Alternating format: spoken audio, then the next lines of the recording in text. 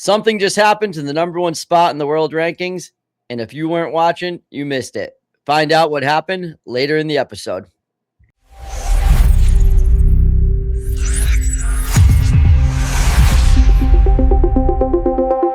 So on our video last week, we spoke about the large earning weeks we had, as well as the Fed having their monthly meeting. This week, on Friday morning, we have the U.S. unemployment rate coming out, and they're expecting the rate to stay the same as it was in March for the month of April. And in March, they added 178,000 jobs, which was impressive growth. So we'll be looking to see if the economy can keep growing well. Before we get into today's video, we want to show you the new features we've added to FSL Learn. Now there's 7 tiers, from market basics all the way to pro topics. And at the end of each tier, there'll be a quiz that you can take. Now I highly recommend that you go through all the lessons before you take the quiz, but if you don't want to go through them and you want to go straight to the quiz, you can do that. You'll click here at Take the Quiz, Start Quiz, and it'll have a list of questions that you'll go through one by one, and there'll be a scoring at the end. Now, let's play a fun game. If we go to Tier 4, Fundamental Analysis, and we go to Take the Quiz, the first question is, on the income statement, what comes directly after subtracting cost of goods sold, or COGS, from revenue? Is it A, net income, B, operating income, C, gross profit, or D, EBITDA?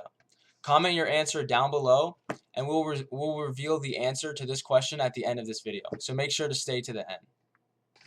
That's a tough question, Charles. I think I'm going to have to take that lesson again myself, actually. I'm not sure I know the answer. Now, if we head over to the world rankings, we'll notice a big change up top as we have Lucifer 1006 passing the almighty Kaizen after 9 weeks. Yeah, Theta, really interesting to see that. Now, there wasn't much movement in the rest of the top 10, aside from J-Man, who moved up 77 spots all the way up to the 4th spot. Yeah, that's a big jump by J-Man. That's what starting a second season will do for you. And in PS Investor, no movement. Stock Kings up 1, Looney down 1, Benjo Khan down 6, and Finn Stockinger into the top 10, up 1. That's my guy. That is your guy. Now with J-Man, who was a part of the biggest movers, the rest all went down. Lionheart down 81, Optioneer down 72, Ashy Compounds down 68, and Mac Gilveray down 61, all the way down to 181. That's pretty low. It's almost last. 185 people in the world rankings now. Yeah, that's not someplace you want to be. If we check out the power rankings, you'll see on my side there's no change in the top 2. Kaizen Investor, he might have fell to number 2 in the world rankings, but 9 weeks in a row at number 1 still holds some weight in my book. As for Finn Stockinger, he moved up 1, but he's on thin ice with that poet pick. Quartz Queen up another 1. She's just steady, steady, steady. Lucifer, I need to see a little more out of you. 1 week doesn't make a career. I think it's about time we put some respect on Stock King's name. I got him all the way up to number 8. He wasn't ranked before. Finance Intel and J-Man, 2 newcomers to my top 10, with J-Man being someone you got to watch out for. Yeah, nice rankings, Theta. For my rankings, I think I have to move Lucifer up to my number 1 spot, now that he's dethroned Kaizen. I still like Finn Stockinger, though, so I'm keeping him at 2. Then there's Kaizen. Still a lot of respect for this guy. No doubt that he'll be back at first. I've kept Ant and 9 to 5 at their spots, and now I've added Peppy Financial and Path of the Dollar, who I think are two very strong contenders in their respective divisions. Peppy is actually right behind Finn Stockinger in his division, but both these guys are just absolutely dominating the league. Path of the Dollar, we've low-key slept on. He's leading Growth Stock Gauntlet, and he only has to hold this spot for 20 more days to lock in his 25 points. I got a question for you, Charles, and everyone in the chat. What do you got here? Portfolio A or B? JD Ash or Pure Logic Wealth?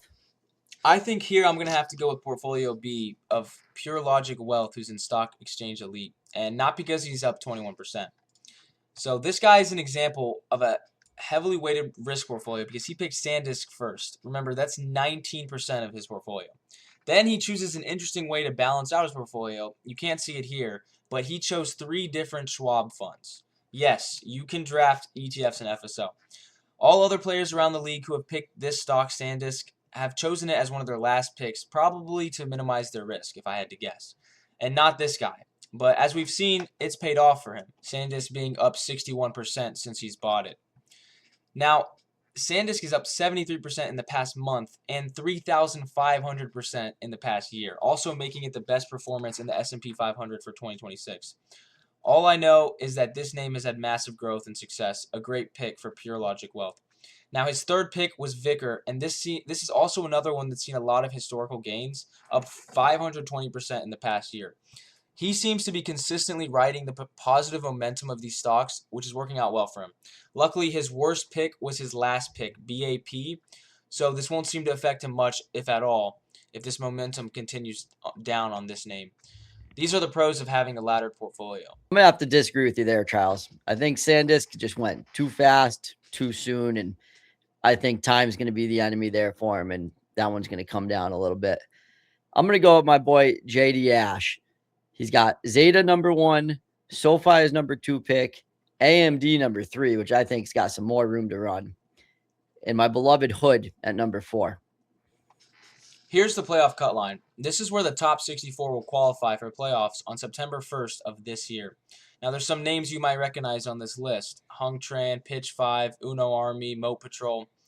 And lastly, we have Leaf Invest, who's right on the cut. He's going to have to make a change if he wants to make playoffs.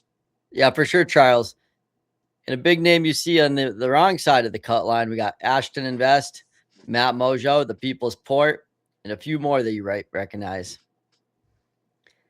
You notice everyone has 13 points, but come September 1st, people are going to have 2 seasons. Some people are going to have 3 seasons under the belt, and you're going to need a little bit more than 13 points to get into the playoffs. So it's very important to play more than 1 season. All right, as we promised, we need to give you the answer to the question we had at the beginning of this video. Unfortunately, we only got a 9 out of 10 on the quiz through the help of Theta. Thank you. But anyways, question 1, the answer is gross profit. So whoever got that question right, congratulations. Looks like you know your stuff. You can go ahead and head on over to the next tier and see if you can get a good score on the next quiz. With that being said, that's it for this week's episode of FSL Weekly. As the search continues for the best stock picker on the internet. See ya.